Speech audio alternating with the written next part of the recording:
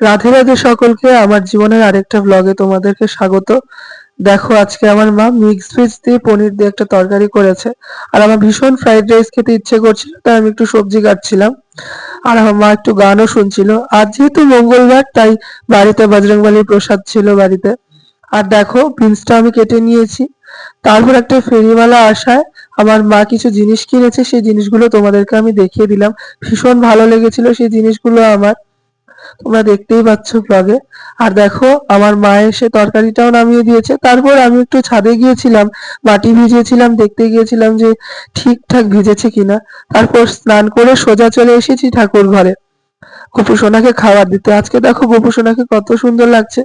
জানো তো, জীবনের সমস্ত দুঃখ কষ্ট তুমি যদি ভগবানকে শেয়ার করো, অর্থাৎ তোমার যাকে ভালো লাগে, মানে যে ভগবানকে তোমার ভালো লাগে তাকে তুমি যদি শেয়ার করো, তাহলে দেখবে সে কষ্টগুলো না লাঘব হয়ে যায়। তেমনি আমার আমার মা এবং আমার গোপাল সোনাকে আমি সমস্ত জীবনের কষ্ট দুঃখ কথা বলি, আদার্স কাউকে আমি কিন্তু বলতে যাই না। তারপর দেখো, আমি ওকে খাইয়ে দিচ্ছি সুন্দর করে। আজকে আমি আপেল দিয়েছিলাম, ওকে জলটা খাইয়ে আমি হাত মুখটা মুছে নিয়েছি।